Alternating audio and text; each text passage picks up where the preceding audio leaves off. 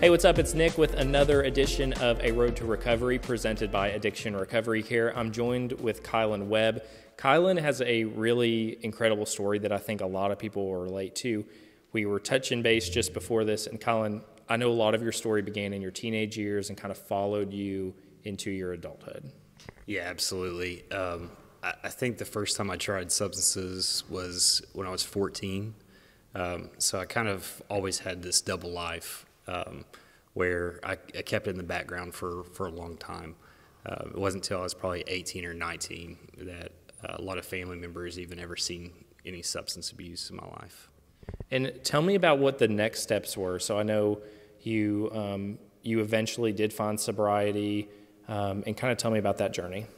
Yes, so my use started getting a little more escalated when I was around 20, 21.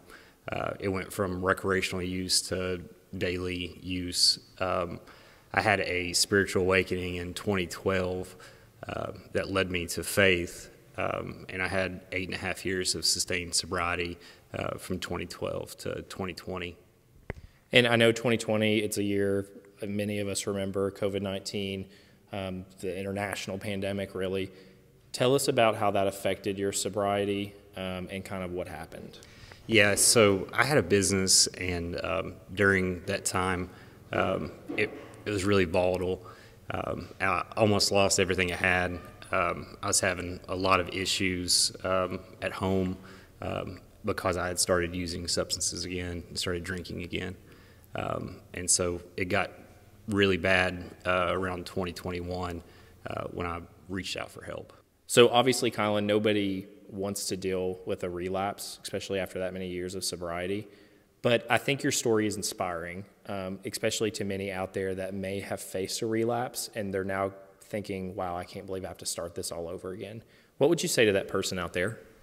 I would say don't let shame and guilt keep you from living the best life that's possible for you.